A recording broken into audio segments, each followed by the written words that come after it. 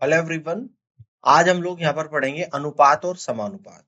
पिछली क्लास में भी मैंने अनुपात और समानुपात की थ्योरी एंड कॉन्सेप्ट और कुछ क्वेश्चंस आप लोगों के साथ डिस्कस किए थे। तो पिछली क्लास से आगे की तरफ अब हम लोग यहाँ पर बढ़ेंगे और कुछ और क्वेश्चंस रेशियो एंड प्रोपोर्शन के यहाँ पर डिस्कस करेंगे। तो आज की क्लास के क्वेश्चन नंबर फर्स्ट को यहाँ पर समझते हैं। इसको ध्यान से आप लोग देखिएगा। लास्ट क्लास में 27 तक क्वेश्चंस हम लोग कर चुके थे। आज की क्लास में क्वेश्चन नंबर 28 को देखते हैं।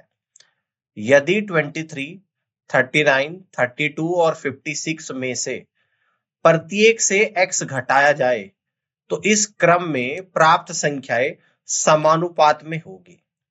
x प्लस 4 और 3x प्लस 1 के बीच मध्य अनुपाती क्या है, यह आप लोगों को यहां पर बताना है। ठीक है ना। देखिएगा, आइए x को घटाने के बाद संख्या किस तरीके से हो जाएगी।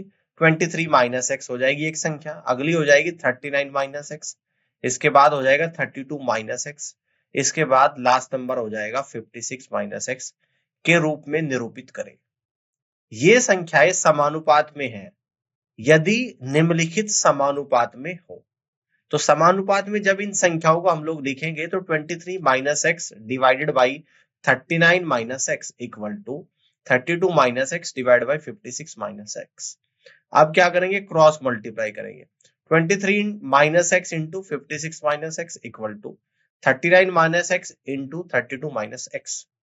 अब इन दोनों की अंदर गुणा करेंगे, 23 की करेंगे 56 में तो 23 इंटू 56। अब 23 की कर देंगे x में तो माइनस का 23। अब माइनस एक्स की करेंगे 56 में, माइनस का 56। माइनस एक्स की माइनस में अब करोगे तो प्लस का एक्स स्क्वायर आएगा। अब 39 की 32 में करेंगे इक्वल टू 39 इंटू 32। 39 की माइनस एक्स में करेंगे माइनस का 39, माइनस एक्स की 32 में करेंगे तो माइनस का 32। अब एक्स की एक्स में करेंगे लास्ट स्टेप यानी कि एक्स स्क्वायर। अब देखिएगा एक्स स्क्वायर से तो एक्स स्क्वायर कैंसिल आउट हो जाएगा। 23 गुणा 56 यानी कि 1288 माइनस का 23 माइनस का 56 यानी कि माइनस 79x आएगा इक्वल टू 39 इंटू 32 यानी कि 1248 आएगा। माइनस 39 और माइनस 32 कितना होता है आप लोगों का, माइनस का 71x। अब x वाले टर्म को एक तरफ ले लूंगा तो 79x minus 71x equal to 1288 minus 1248। तो 8x बराबर 40, x बराबर 40 बटे 8 यानी कि 5 आ जाएगा। इसके बाद हमें x प्लस 4 और 3x प्लस 1 के बीच मध्य अनुपाती ज्ञात करना होगा। ठीक है ना, बात समझ में आ रही है। तो x कितना रखना पड़ेगा, 5। क्यों रखना पड़ेगा, क्योंकि 5 पर ये सभी संख्याएं प्रोपोर्शन में आ रही है जो अभी निकला है। तो 5 यहाँ पे रख देंगे। x प्लस 4 में 5 रख दूंगा, 5 प्लस 4 यानी कि एक तो 9 आ जाएगा। और 3x प्लस 1 में अगर 5 रख दूंगा तो 3 इंटू 5 प्लस 1 यानी 15 प्लस 1 यानी कि 16 आएगा। अब 9 और 16 का मध्यानुपाती यहाँ पे निकालेंगे तो स्क्वायर रूट ऑफ 9 इंटू 16, तो 9 इंटू 16 कितना होता है 144, square root of 144 equal to 12। तो इस तरीके से आप यहाँ से कह देंगे कि 12 इस क्वेश्चन का करेक्ट आंसर यहाँ पर बनेगा। इस तरीके से आप क्वेश्चन को सॉल्व कर सकते हैं। तो C is the right answer of this question. बात समझ में आ गई है। अब आगे की तरफ बढ़ते हैं, अगले क्वेश्चन को समझते हैं। जब 2, 3, 30 और 35 में से प्रत्येक संख्या में x जोड़ा जाता है तो इस क्रम में प्राप्त संख्याएं समानुपात में होती है।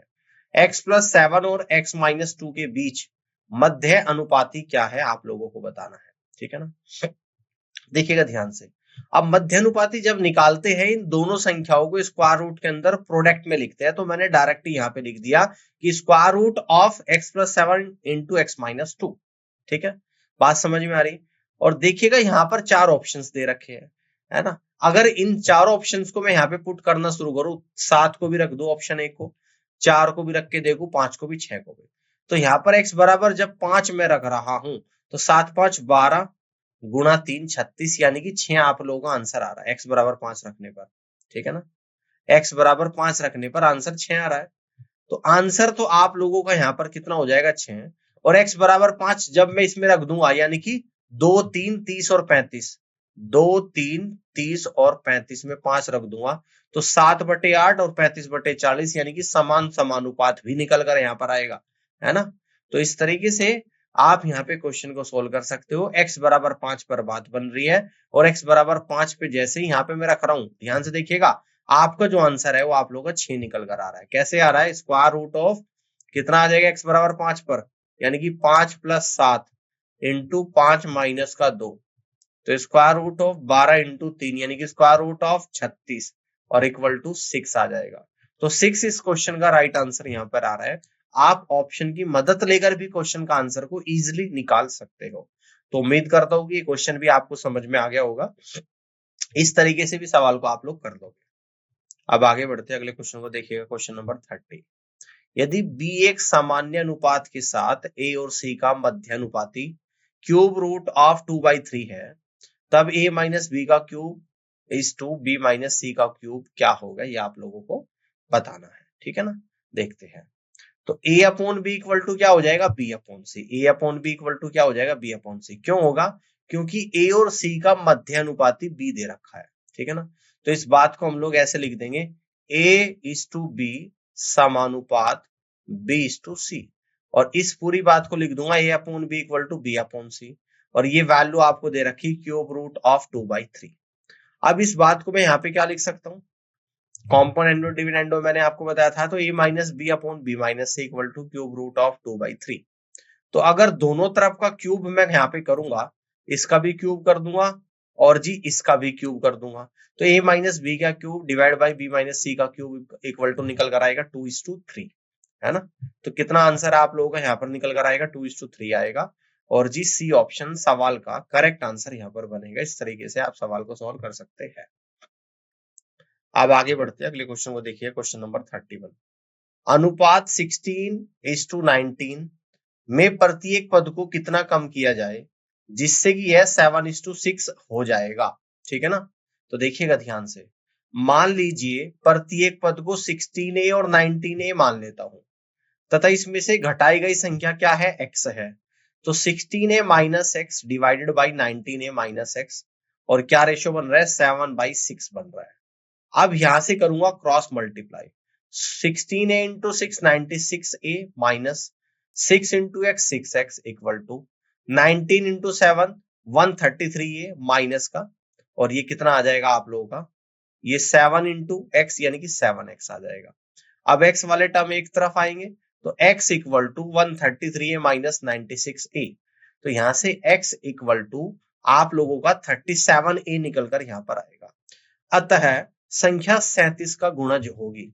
तो संख्या 37 का गुणज इस क्वेश्चन का आंसर होगा, और 37 ही आप लोगों को यहाँ पर दे रखा है, यानी ऑप्शन ए सवाल का आंसर होगा। अगर 37 ना देते, 37 के मल्टीपल में कोई भी नंबर यहाँ पर गिवन होता, तो वही इस क्वेश्चन का आंसर बनता। ठीक है, आगे बढ़ते हैं, अगले क्वेश्चन को देखेंगे, क्वेश्चन नंबर 32 को। दो संख्याएं 4:9 के अनुपात में है। यदि दोनों संख्याओं में 12 की वृद्धि की जाए तो अनुपात 11:21 हो जाता है। मूल संख्याओं का योग है, यह आप लोगों को बताना है। तो हम लोग मान लेते हैं कि माना कि दो संख्याओं का अनुपात 4x और 9x है।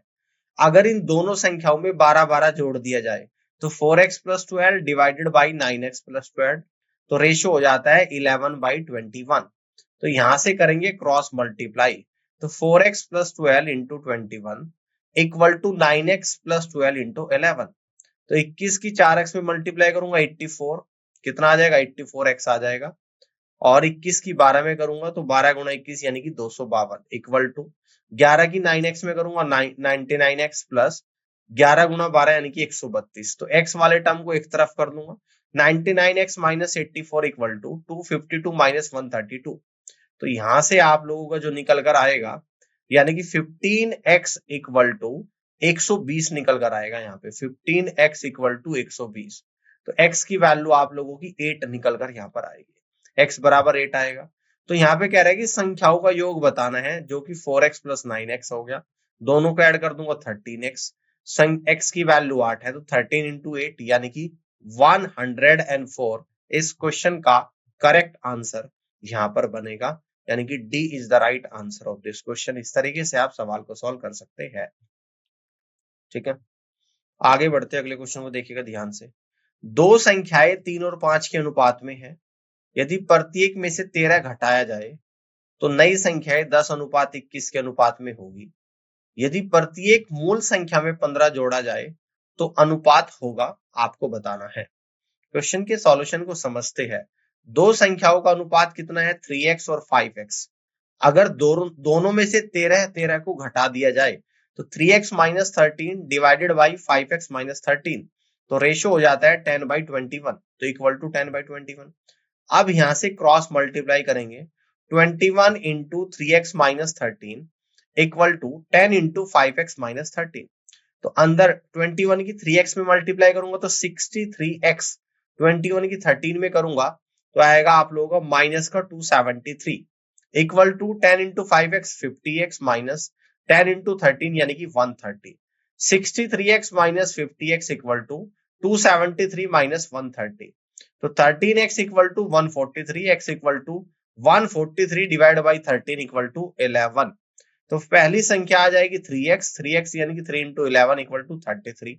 दूसरी संख्या आएगी 5x, 5 इंटू 11 यानी कि 55। यदि प्रत्येक संख्या में 15 जोड़ दिया जाए तो दोनों संख्याओं का अनुपात क्या हो जाएगा आपका? 33 प्लस 15 इज टू 55 प्लस 15। 33 में 15 जोड़ दूंगा तो 48 आएगा, 55 में 15 जोड़ दूंगा तो 70 आएगा। तो रेशियो आ गया आपका 48:70। अब इसको सिंप्लीफाई फॉर्म में लिखेंगे तो 2 से कैंसिल आउट हो रही है दोनों, तो 2 से 48 को कट करूंगा 24, 70 को कट करूंगा 35। तो फाइनली आपका जो रेशियो यहाँ पर निकल कर आएगा 24:35 निकल कर आ जाएगा। 24:35 निकल कर आएगा। आप यहां से कहेंगे कि फर्स्ट ऑप्शन सवाल का करेक्ट आंसर यहां पर बनेगा। इस तरीके से आप क्वेश्चन को सॉल्व कर सकते हैं। आगे बढ़ते हैं, क्वेश्चन नंबर 34 को यहां पर ध्यान से देखिएगा। दो संख्याएं 2:3 के अनुपात में है। यदि पहली में से 2 घटाया जाए और दूसरी में 2 जोड़ा जाए तो अनुपात 1:2 हो जाता है। तो संख्याओं का योग है, यह आप लोगों को बताना है। अब देख लेते हैं, दो संख्याएं 2 और 3 के अनुपात में है तो संख्याओं को हमने माना A:B। तो 2 और 3 के अनुपात में एक संख्या को 2x ले लेता हूं, एक को 3x ले लेता हूं। अब ये कह रहा है कि एक में से तो 2 घटाया जाए और दूसरी में 2 जोड़ा जाए। तो पहली में से तो 2 घटाया जाएगा 2x माइनस 2 और दूसरी में 2 जोड़ा जाएगा 3x प्लस 2। तो आपका जो रेशियो है 1:2 हो जाएगा, यानी कि 1/2 आपका रेशियो हो जाएगा। आप क्रॉस मल्टीप्लाई करेंगे 4x minus 4 equal to 3x plus 2, यानी कि x इक्वल टू आपका 6 निकल कर यहाँ पर आ जाएगा। x की वैल्यू आ गई है। आप देखिएगा, अब संख्याओं का योग पूछ रहा है आपसे क्या क्या होगा। तो संख्या a तो निकल जाएगी आपकी 2x, x की वैल्यू 6 है तो 2 इंटू 6 यानी कि 12। b है आप लोगों की 3x, x की वैल्यू 6 है तो 3 इंटू 6 यानी कि 18। अब संख्याओं का योग हो जाएगा capital A plus capital B, यानी कि 12 प्लस 18 इक्वल टू 30। तो 30 इस क्वेश्चन का करेक्ट आंसर यहाँ पर बनेगा। तो आप यहां से कहेंगे कि फर्स्ट ऑप्शन सवाल का राइट आंसर यहाँ पर बनेगा। इस तरीके से क्वेश्चन का सॉल्व कर सकते हैं। नेक्स्ट क्वेश्चन को समझते हैं, क्वेश्चन नंबर 35। एक निश्चित राशि A, B, C और D के बीच इस प्रकार विभाजित की जाती है कि A और B के हिस्सों का अनुपात 1:3 है, B और C का अनुपात 2:5 है, C और D का 2:3 है। यदि A और C के हिस्से का अंतर 3,510 रुपया है तो D का हिस्सा है, यह आप लोगों को बताना है। देखते हैं, A से B का अनुपात दे रखा 1:3, ये गिवन है आपको। B से C का अनुपात दे रखा है 2:5, ये भी आप लोगों को यहाँ पे गिवन है। C से D का अनुपात दे रखा है 2:3, ये भी आपको यहाँ पे गिवन है। अब आपको फाइनली A अनुपात B अनुपात C अनुपात D निकालना है। तो ये जो रेशियो यहाँ पर निकल कर आएगा, है ना, देखो कैसे निकालेंगे, मैं आपको बता भी देता हूं। A:B, ये आप लोगों को दे रखा है 1:3। इसके बाद दे दिया आप लोगों को B:C।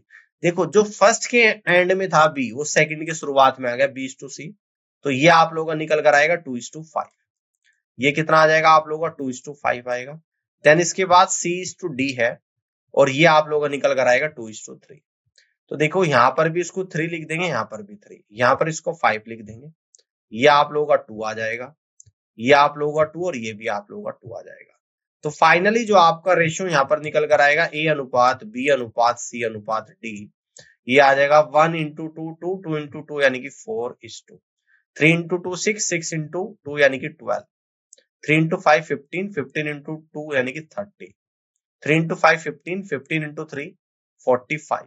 तो finally A B C D का जो रेशियो निकल कर आएगा 4:12:30:45 यहाँ पर निकल कर आएगा। क्लियर हो गई बात, कैसे निकलना है ये भी मैंने आप लोगों को बता दिया। अब ए और सी के शेयरों का अंतर कितना हो जाएगा, देखो अगर मैं बात करूं ए की, ये ए है और ये सी है, इनके शेयरों का अंतर हो जाएगा 30-4 यूनिट इकाई यानी कि 26 इकाई। यह देखते हुए कि यह अंतर 3,510 रुपए है, इसमें एक इकाई का मूल्य ज्ञात कर सकते हैं, तो एक इकाई निकल कर आ जाएगी 3,510/26 यानी कि 135 रुपए। तो डी का हिस्सा कितना है, 45 इकाई है। कहां से पता लगा, यहां भी जो रेशो निकाला था। तो डी का हिस्सा निकल कर आएगा 45 गुना 135 यानी कि 6,075 रुपए। तो डी का हिस्सा 6,075 रुपए, यही इस क्वेश्चन का आंसर होगा और आपसे डी का हिस्सा ही पूछ रहा था। बात क्लियर हो गई है, इस तरीके से आप यहाँ पे क्वेश्चन को सॉल्व कर सकते हैं। आगे बढ़ते अगले क्वेश्चन को देखिए, क्वेश्चन नंबर 36। तीन संख्याएं ए बी और सी इस प्रकार है कि ए का 2 गुना बी के 3 गुने के बराबर है और बी का 4 गुना सी के 5 गुने के बराबर है। तो ए और सी के बीच का अनुपात है, ये आप लोगों को बताना है। देखो यहाँ पे दे रखा ए का 2 गुना बी के 3 गुने के बराबर है, तो 2a = 3b और b का 4 गुना c के 5 गुने के बराबर है 4b = 5c। तो 2a = 3b से हम लोग यहाँ पे निकालेंगे a:b यानी कि 3:2 निकल कर आएगा। 4b = 5c से हम लोग यहाँ पे निकालेंगे b:c = 5:4 आएगा। अब 3:2 में तो 5 से गुणा करूंगा, है ना, और 5:4 में करूंगा 2 से गुणा। तो यहां से अब a:b का जो रेशियो निकल कर आएगा 3:2 में 5 से गुणा करूंगा तो 15:10 आ जाएगा। b:c 5:4 है, अगर इसमें 2 से गुणा करूंगा तो b:c आपका निकल कर आएगा 10:8। ठीक है ना। अब देखो b यहाँ पर 10 है भाई, b, और दूसरे वाले में भी b 10 है, b सेम वैल्यू आ गई। तो यहां से डायरेक्ट मैं a:c कह सकता हूं, 15:8 निकल कर आएगा। डायरेक्ट क्या कह दूंगा, a:c यानी कि 15:8 आ जाएगा। और जी सी ऑप्शन सवाल का करेक्ट आंसर यहाँ पर बनेगा। इस तरीके से आप क्वेश्चन को सॉल्व कर सकते हैं। बात समझ में आ रही है। अब आगे की तरफ बढ़ते हैं, अगले क्वेश्चन को यहाँ पे देखिएगा ध्यान से। क्वेश्चन नंबर 37 को देखिएगा। कह रहा है कि तीन संख्याओं का योग 280 है यदि पहली और दूसरी संख्या के बीच का अनुपात 2:3 है तथा दूसरी और तीसरी संख्या के बीच का अनुपात 4:5 है, तो दूसरी संख्या ज्ञात कीजिएगा। ठीक है ना। देखिएगा तीनों संख्याओं का योग यानी a + b + c = 280, पहली और दूसरी संख्याओं का अनुपात a:b = 2:3 है, दूसरी और तीसरी संख्या का अनुपात b:c = 4:5 है। अब समीकरण 1 को तो मैं कर दूंगा 4 से गुणा और समीकरण 2 को मैं कर दूंगा 3 से गुणा। देखो यहां पर 4 से गुणा और 2 को कर दूंगा 3 से गुणा, जिसमें b की वैल्यू कॉमन हो जाएगी कितनी, यानी अगर यहाँ पे 4 से गुणा करूं तो 8:12 आ जाएगा और यहाँ पे 3 से गुणा करूं तो आपका 12:15 आ जाएगा। तो यहाँ से a:b:c निकल कर आएगा 8:12:15। अब a:b:c निकल कर आएगा 8x, 12x और 15x। जबकि a + b + c आप लोगों को 280 दे रखा, तो अगर इन सभी को मैं ऐड करूंगा 8x + 12x + 15x = 280 के बराबर आ जाएगा। 8 और 12 20, 20 और 15 35x = 280 यानी x = 8 आएगा। तो दूसरी संख्या क्या है आप लोगों की, b है, और b की वैल्यू निकालनी तो b आपका 12x है, x आपका 8 आ गया, तो 12 × 8 यानी कि 96। तो दूसरी संख्या आप लोगों की 96 होगी और ये इस क्वेश्चन का करेक्ट आंसर यहाँ पर बनेगा। यानी आप यहाँ से कहेंगे कि D is the right answer of this question. इस तरीके से सवाल को सॉल्व कर सकते हैं। आगे बढ़ते हैं। एक मनोरंजन पार्क में प्रवेश टिकट की कीमत में 7:9 के अनुपात में वृद्धि की गई, जिसके कारण पर्यटकों की संख्या में 13:11 के अनुपात में गिरावट आई। मूल्य वृद्धि 2,27,500 रुपए से पहले नया दैनिक संग्रह क्या था, ये आप लोगों को बताना है। ठीक है ना। तो दैनिक संग्रह जो होता है आप लोगों का एक टिकट की कीमत गुणा प्रतिदिन आने वाले लोगों की संख्या के गुणनफल के बराबर होता है। तो संग्रह कितना हो जाएगा भाई, यहाँ पे ध्यान से देखिएगा। पहले कितना था, एक टिकट की कीमत थी 7 और आने वाले पर्यटकों की संख्या 13, तो 7 गुणा 13। बाद में कितना हो गया रेशियो, 9 और 11, यानी कि 9 गुणा 11। तो 7 गुणा 13 91, 9 गुणा 11 99। मूल्य वृद्धि से पहले दैनिक संग्रह कितना था, 2,27,500 रुपए था, और नया दैनिक संग्रह कितना हो जाएगा, यानी कि 2,27,000 का अब हो गया, पहले था 91 यूनिट, अब हो गया 99, है ना। तो 91 यूनिट की वैल्यू 2,27,000 है, तो 99 यूनिट की वैल्यू आ जाएगी 2,27,500 गुणा 99 बटे 91। तो फाइनली 13 से 7 बढ़ जाएगा, 13 एकम 13, 13 सत्ते 91, 13 पचे 65, फिर 7 से कट कर दूंगा, 7 दूनी 14, 7 पचे 35, 2500, 2500 गुणा 99, यानी कि 2,47,500 रुपए इस क्वेश्चन का करेक्ट आंसर निकल कर आएगा। तो यहां से आप लोग कह सकते हैं कि B is the right answer of this question. इस तरीके से आप क्वेश्चन को सॉल्व कर सकते हैं। अगले क्वेश्चन को यहाँ पे देखिएगा। यदि किसी कारखाने में श्रमिकों की संख्या में 15:11 के अनुपात में कमी होती है और उनके वेतन में 22:25 के अनुपात में वृद्धि होती है, तो श्रमिकों के कुल वेतन में किस अनुपात से कमी होनी चाहिए, ये आप लोगों को यहाँ पे बताना है। ठीक है ना। देखो, मजदूरी में जो कमी है वह है 15:11, वेतन में जो वृद्धि है वह है 22:25। कुल मजदूरी का अनुपात निकल कर आएगा श्रमिकों में कमी का अनुपात गुणा वेतन वृद्धि का अनुपात।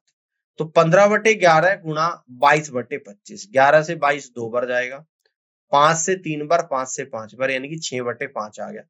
यानी कुल मजदूरी का जो अनुपात निकल कर अब आएगा 6:5 आएगा। आपको है ना 6:5 निकल कर आएगा, और आपसे ये पूछता है कि मजदूरी में कितनी कमी होगी, तो 6:5 होगी, यानी कि फर्स्ट ऑप्शन सवाल का करेक्ट आंसर यहां पर बनेगा। आगे बढ़ते अगले क्वेश्चन को देखिएगा। एक कारखाने में प्रत्येक कर्मचारी का वेतन 22:25 के अनुपात में बढ़ाया जाता है, लेकिन श्रमिकों की संख्या 26/3% कम हो जाती है, तो वेतन पर शुद्ध प्रभाव क्या है, आप लोगों को बताना है। देखिएगा, यहाँ पे जो दे रखा है प्रत्येक कर्मचारी का वेतन 22:25, 22 से 25 हो जाता है रेशो में। अब कर्मचारियों की संख्या क्या हो जाती है, कम। कितना कम, 26/3%। तो सबसे पहले मैं 26/3% की फ्रैक्शन वैल्यू में कन्वर्ट करूंगा। 26/3% को लिख दूंगा मैं 80/3%। अब परसेंटेज हटा दूंगा, नीचे 100 से मल्टीप्लाई, 80/3 इंटू 100, तो 20 से 80 4 पर, 20 से 100 5, तो यानी कि 4/15 निकल कर आ गया। तो श्रमिकों की संख्या पहले अगर 15 थी तो अब 4 की कमी होगी, तो अब 11 हो जाएगी। तो श्रमिकों की संख्या का अनुपात आएगा 15 गुणा 11, 15:11। तो वेतन पर शुद्ध प्रभाव क्या पड़ेगा, यानी कि 22 इंटू 15, तो 22 इंटू 15 इक्वल टू 25 गुणा, यानी कि रेशो में आ जाएगा 22 इंटू 15 इस्टू, और पहले कितना था 25, अब 11 होगा, तो 25:11, है ना। तो देखिएगा यहाँ पे 11 से 22 2 बार, 5 से 3 बार, 5 से 5 बार, यानी कि 6:5 आप लोगों का निकल कर आएगा, रेशियो है आप लोगों का। तो प्रतिशत में कमी 6 से 5 हो गया, यानी कि 6 पर 1 की कमी, तो 100 पे कितने की गुणा 100, तो 1/6 इंटू 100, यानी कि यह आप लोगों का निकल कर आ जाएगा 16/2/3%, है ना। ये कितना निकल कर आ जाएगा आप लोगों का, यानी कि 16/2/3% की कमी यहाँ पे निकल कर आ जाएगी। कितने की आएगी, 16/2/3% की कमी। यानी आप यहां से कह देंगे कि फर्स्ट ऑप्शन सवाल का करेक्ट आंसर यहां पर बनेगा, और इस तरीके से आप यहां पे क्वेश्चन को सॉल्व कर सकते हैं। बात समझ में आ गई है। इस तरीके से आप यहां पे क्वेश्चन को सॉल्व कर सकते हैं। ठीक है ना। चलिए अब आगे की तरफ बढ़ते हैं, अगले क्वेश्चन को यहां पे समझते हैं। इसको देखिएगा ध्यान से, इसको यहां पे ध्यान से देखिएगा। एक धनराशि ए, बी तथा सी के बीच 9:6:11 के अनुपात में वितरित की जाती है, यदि ए अपने हिस्से में से 500 रुपए सी को देता है तो ए, बी तथा सी के हिस्से का अनुपात 4:3:6 हो जाता है। प्रारंभ में बी तथा सी के हिस्से का योग क्या है यह आप लोगों को बताना है। जैसा कि प्रश्न में दिया गया है A:B:C इक्वल टू 9:6:11। ए 500 रुपए सी को देता है और नया अनुपात क्या हो जाता है ए बी सी का 4:3:6। क्लियर है? तो जो ये अनुपात है इसको मैं ऐसे लिख सकता हूं कि ए बी सी के अनुपात 9x 6x और 11x है ना। तो देखिएगा ए 500 रुपए दे रहा है तो 9x माइनस 500 किसको दे रहा है सी को, तो सी में जुड़ जाएगा 11x प्लस 500। तो ए और सी का अनुपात कितना हो रहा है 4/6 जिसको 2/3 लिख दूंगा। अब यहाँ पे cross multiply 3 into 9x minus 500 और 2 इंटू 11x प्लस 500 तो 27x minus 1500 equal to 22x plus 1000। तो यानी कि 27x x वाले टर्म एक तरफ ले आऊंगा 27x minus 22x equal to 1000 plus 1500 तो 5x इक्वल टू 2500 x बराबर 500 है ना। तो आपसे पूछता क्या है प्रारंभ में बी और सी के हिस्से का योग है ना। x बराबर 500 निकल कर आ गया तो बी और सी के हिस्से का योग 6x प्लस 11x यानी कि 17x होगा। x की वैल्यू 500 आ गई 17 into 500 that means is equal to 8500। तो 8500 रुपीज इस क्वेश्चन का राइट आंसर बनेगा। यानी आप यहां से कहेंगे कि D is the correct answer of this question. इस तरीके से आप क्वेश्चन को सॉल्व कर सकते हैं। अब आगे बढ़ते हैं अगले क्वेश्चन को यहाँ पे समझते हैं। Question number 42। x रुपए की राशि ए बी सी के बीच इस प्रकार विभाजित की जाती है कि ए और बी के हिस्सों का अनुपात 6:7 है और बी और सी का अनुपात 3:2 है। यदि ए और सी के हिस्से के बीच का अंतर 540 रुपया है तो x का मान है आप लोगों को बताना है। देखो यहां पर दे रखा ए और बी के हिस्से का अनुपात 6:7, बी और सी के हिस्से का अनुपात 3:2। समीकरण 1 में तो 3 से गुणा और समीकरण 2 में 7 से गुणा करूंगा। अगर ए में मैं 3 से गुणा करूंगा तो कितना आ जाएगा आप लोगों, यानी कि 18:21 आ जाएगा और समीकरण 2 में अगर 7 से गुणा करूंगा तो 21:14 आ जाएगा। तो ए बी सी का अनुपात निकल कर आएगा 18:21:14। तो माना कि ए बी सी का हिस्सा 18 के 21 के और 14 के यहां पर मान लेता हूं है ना। अब आपसे यहाँ पे क्या पूछ रहा है कि ए और सी के हिस्से के बीच का अंतर, तो 18 के माइनस 14 के इक्वल टू 540 है यानी कि 4 के इक्वल टू 540 के इक्वल टू 540/4 यानी कि 135। ए बी और सी के हिस्से का योग कितना हो जाएगा 18 के प्लस 21 के प्लस 14 के 18 प्लस 21 यानी 39 प्लस 14 यानी कि 53 के और के की वैल्यू है 135 रुपीज यानी कि 53 इंटू 135 तो आंसर आप लोगों का निकल कर आएगा 7155 रुपए। तो 7155 रुपए ऑप्शन ए इस क्वेश्चन का बिल्कुल और करेक्ट आंसर यहां पर बनेगा। इस तरीके से आप क्वेश्चन को सॉल्व कर सकते हैं। आगे बढ़ते हैं अगले क्वेश्चन को। यहाँ पे देखिए क्वेश्चन नंबर 43। ए और बी की मासिक आय 3:5 के अनुपात में है और उनकी बचत का अनुपात 2:3 है। यदि बी की आय ए की बचत के 3 गुना के बराबर है तो ए और बी के व्यय का अनुपात क्या है आप लोगों को बताना है।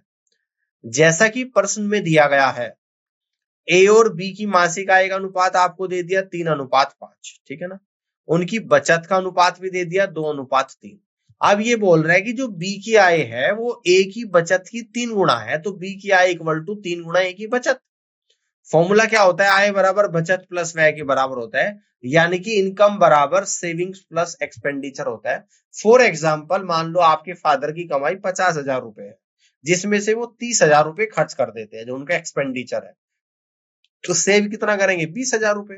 तो यानी कि खर्च और बचत को मिलाकर आपकी आय निकल कर आती है। तो फॉर्मूला बनता है इनकम बराबर एक्सपेंडिचर प्लस सेविंग। अब आगे बढ़ लेते हैं। अब मान लीजिए ए और बी की मासिक आय को 300 और 500 मान लेता हूं और बचत को 2x और 5x मान लेता हूं तो 500 इक्वल टू 3 इंटू 2x आ जाएगा। वैल्यू मैंने पुट कर दी तो 500 equal to 6x x equal to 500/6 equal to 250/3। तो ए का जो व्यय है वो किसके बराबर होगा ए का व्यय इक्वल टू ए की आय माइनस ए की बचत। तो 300 माइनस 2 इंटू 250/3, तो यहां से निकल कर आएगा 900 माइनस 500 डिवाइड बाई 3, यानी कि 400/3। तो बी का व्यय इक्वल टू बी की आय माइनस बी की बचत। 500 माइनस 3 इंटू 250/3, 3 से 3 जाएगा, 500 माइनस 250 यानी कि 250 आ जाएगा।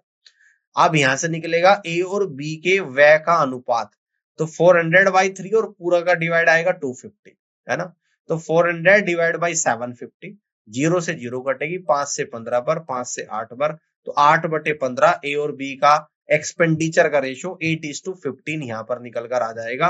और इस तरीके से आप यहाँ पे क्वेश्चन को सॉल्व कर सकते हैं और आप यहां से कहेंगे कि बी ऑप्शन सवाल का बिल्कुल और सही आंसर यहाँ पर बनेगा, कर सकते हैं, ठीक है ना।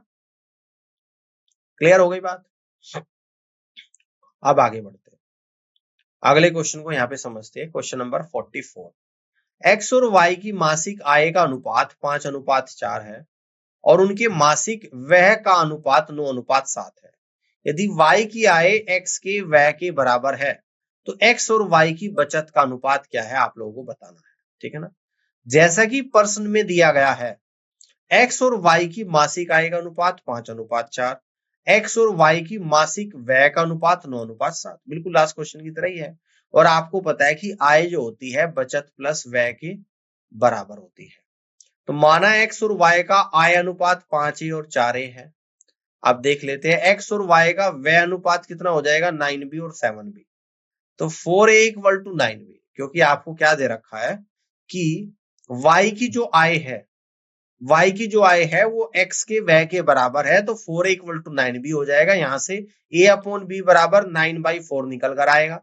तो x की बचत आ जाएगी 5a माइनस 9b, y की बचत आएगी 4a माइनस 7b। तो अनुपात इन दोनों का क्या निकल कर आएगा, 5a minus 9b divided by 4a minus 7b।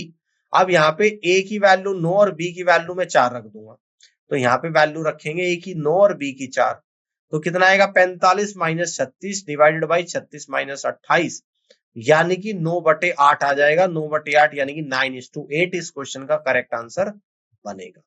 समझ में आ गई बात। 9:8 क्वेश्चन का correct answer, option D is the right answer of this question. इस तरीके से आप क्वेश्चन को सॉल्व कर सकते हैं। आगे बढ़ते अगले क्वेश्चन को ध्यान से देखिएगा। दो व्यक्तियों की आय का अनुपात 5:3 है, उनके व्यय का अनुपात 9:5 है।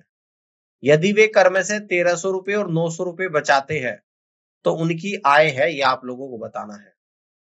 मान लीजिए कि दोनों व्यक्ति की आय क्रम से 5x और 3x के रूप में दर्शाते हैं।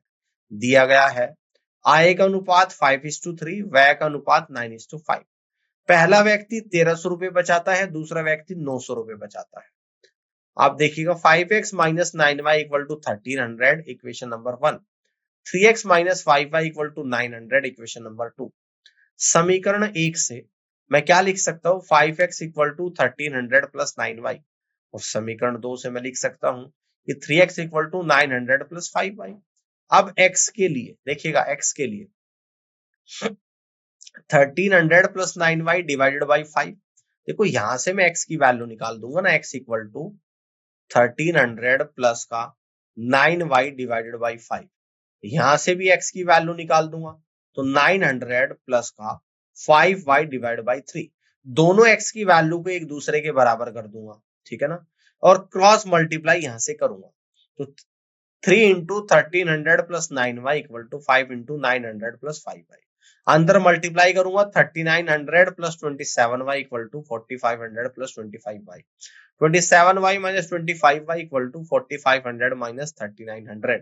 तो 2y इक्वल टू 600, y बराबर 300। अब y बराबर 300 रखने पर 5x minus 9 into 300 equal to 1300।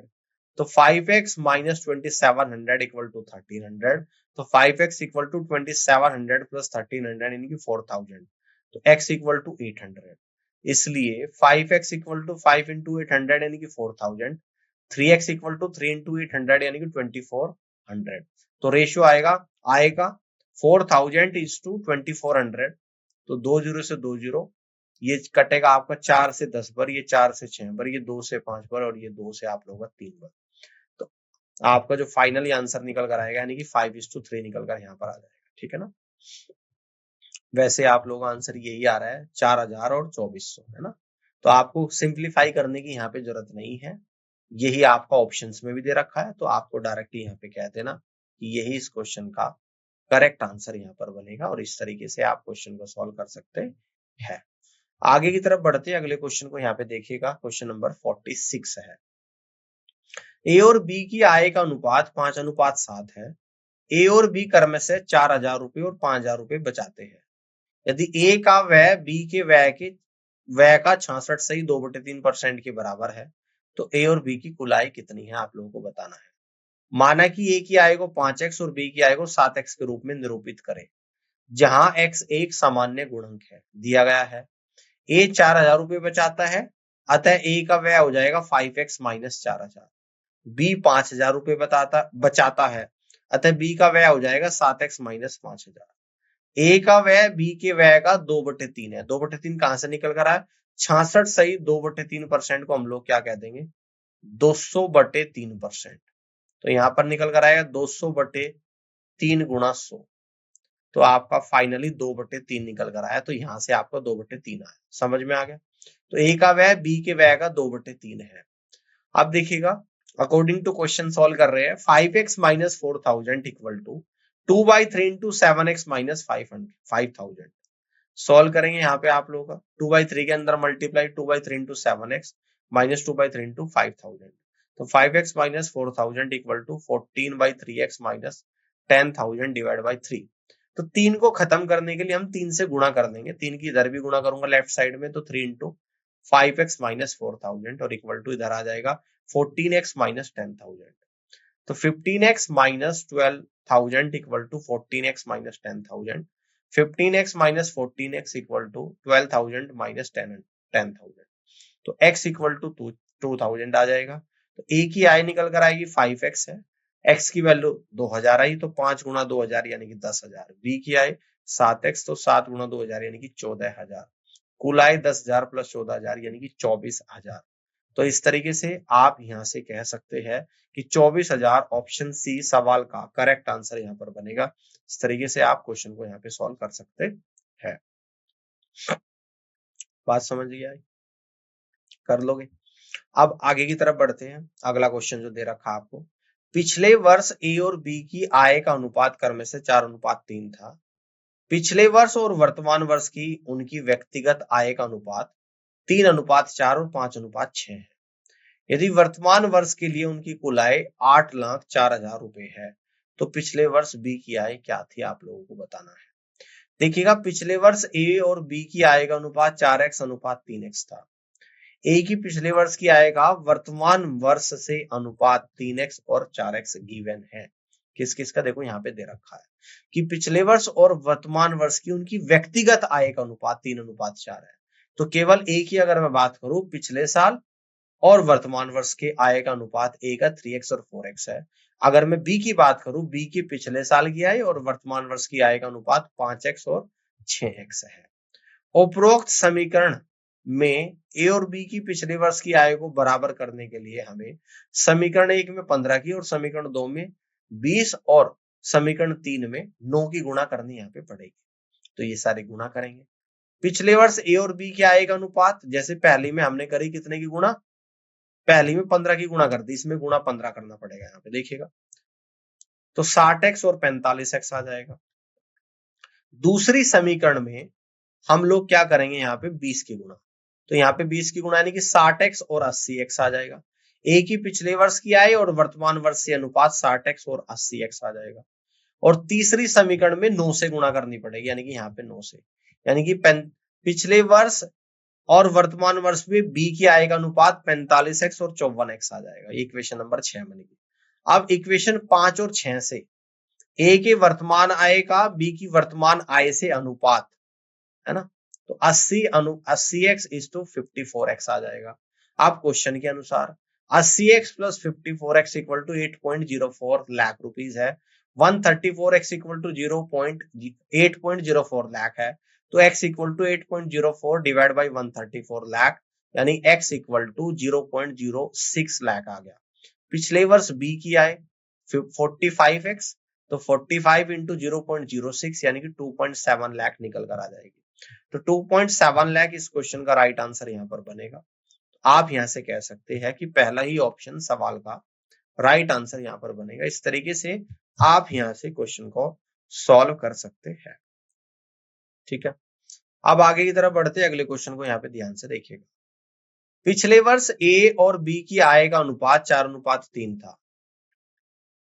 पिछले वर्ष और वर्तमान वर्ष में उनकी व्यक्तिगत आय का अनुपात 3:4 और 5:6 है। यदि वर्तमान वर्ष में उनकी कुल आय 24.12 लाख रुपए है, तो पिछले वर्ष ए की आय लाख रुपए में और वर्तमान वर्ष में बी की आय का योग है, यह आप लोगों को बताना है। तो पिछले वर्ष ए और बी की आय 4:3 है।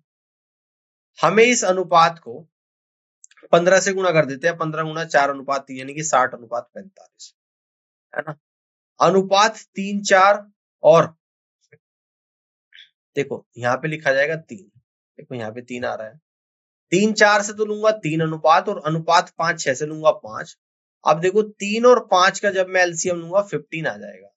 अब ए की वर्तमान आय आएगी यहाँ पे 60, यहाँ से आ गया 60 गुणा 4/3 यानी कि 80 आ गया।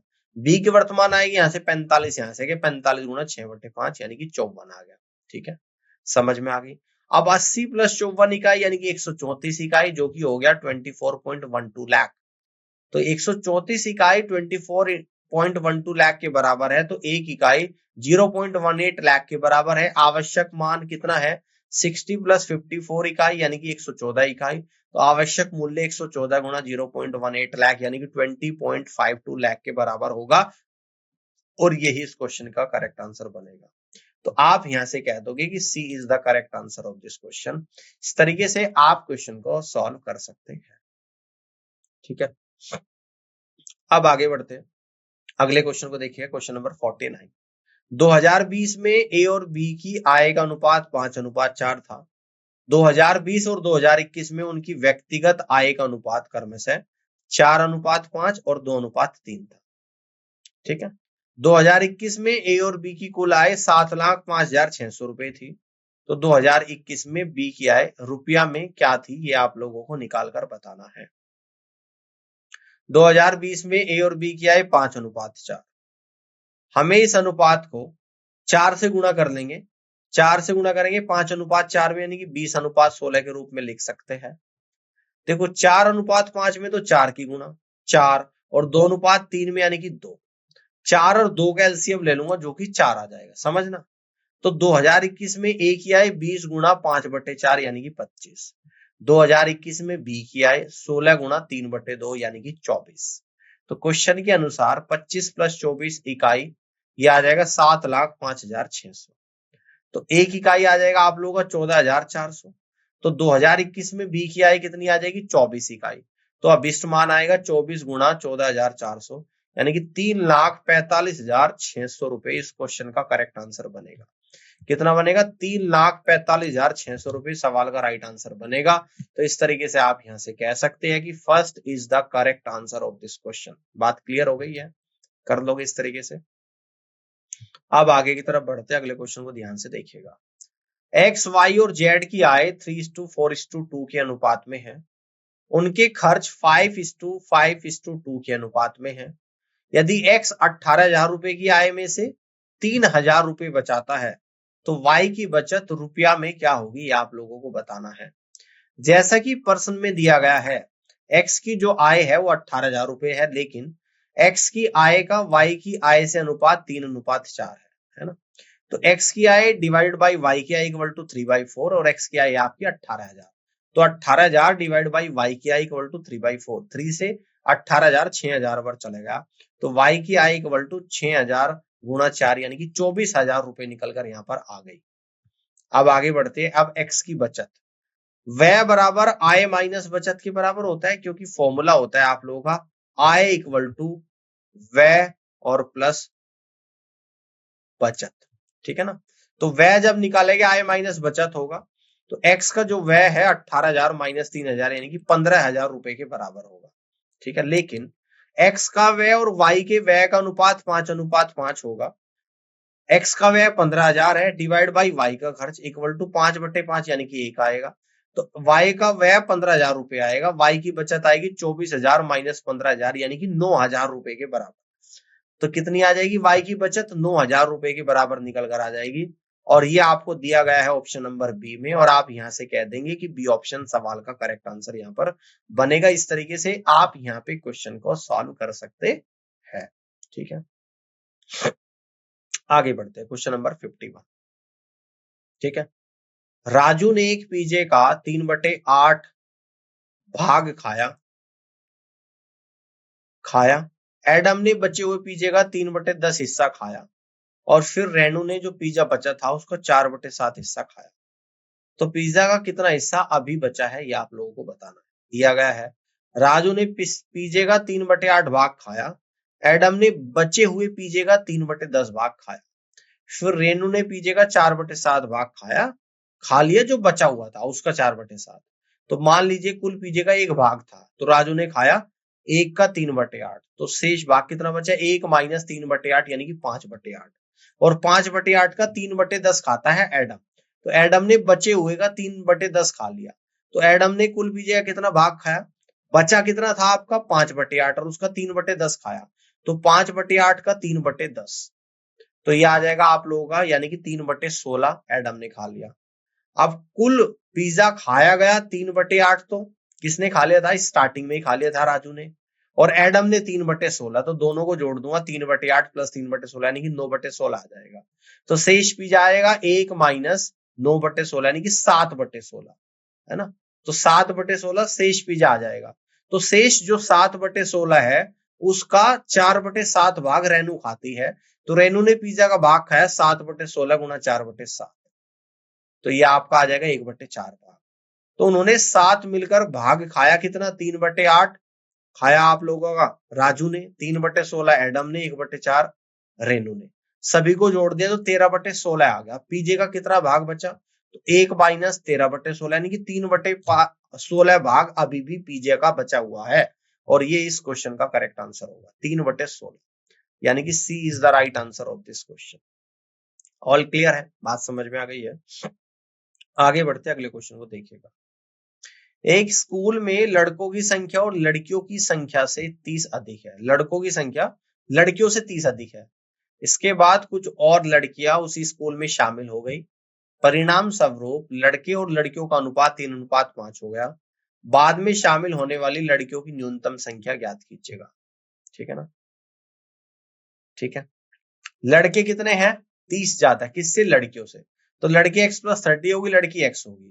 कह रहा लड़की में अगर x k और जोड़ दिया, यानी कुछ लड़के और आ जाए, तो अनुपात 3:5 हो जाता है ना। Cross multiply 5x + 150 = 3x + 3k, तो k इक्वल टू आप लोगों का निकल कर आएगा 50 + 2x/3। तो k का न्यूनतम मान क्या आ सकता है यहाँ पे? k की न्यूनतम मान यानी कि इंटीजर वैल्यू यहाँ पे लेनी पड़ेगी, तो x की वैल्यू 3 रखनी पड़ेगी, तब जाकर 52 आएगा।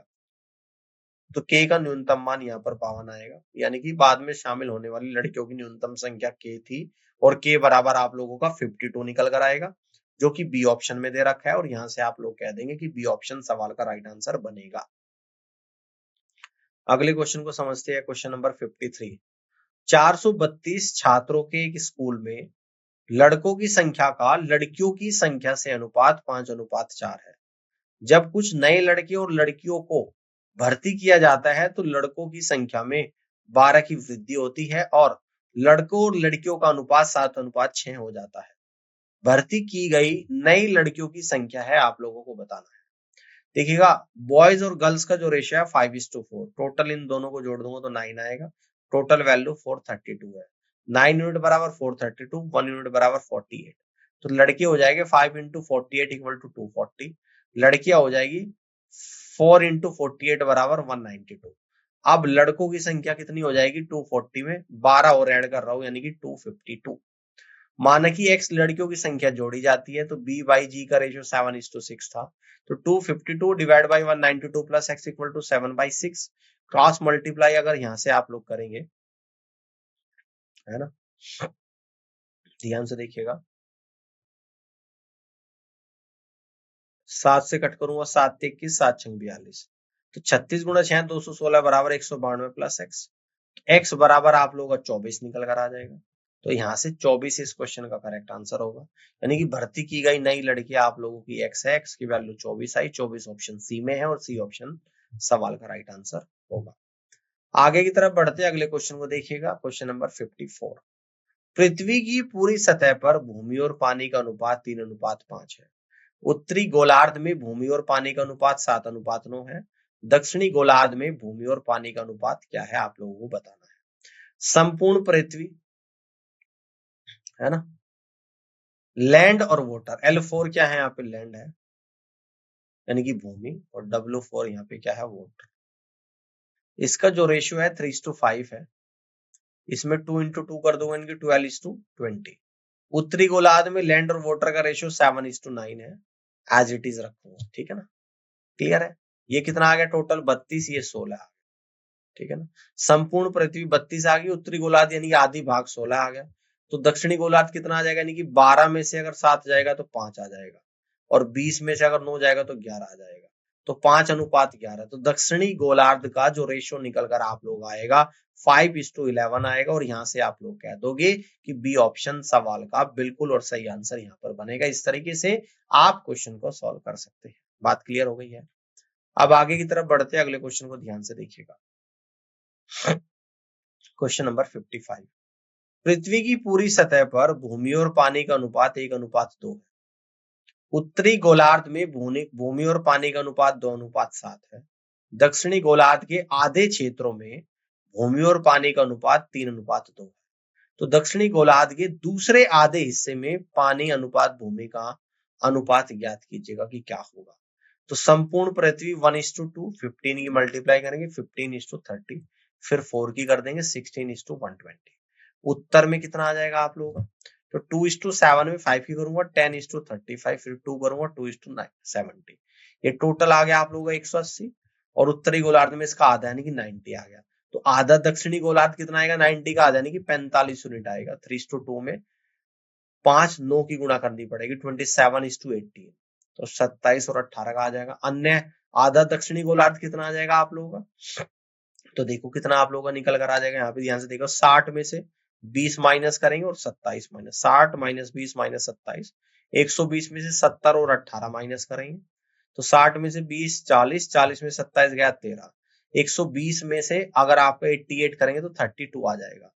तो आप लोगों का देखो लैंड और वाटर का रेशियो 13:32, तो वाटर और लैंड का रेशियो 32:13 निकल कर आएगा, 32:13 आ जाएगा।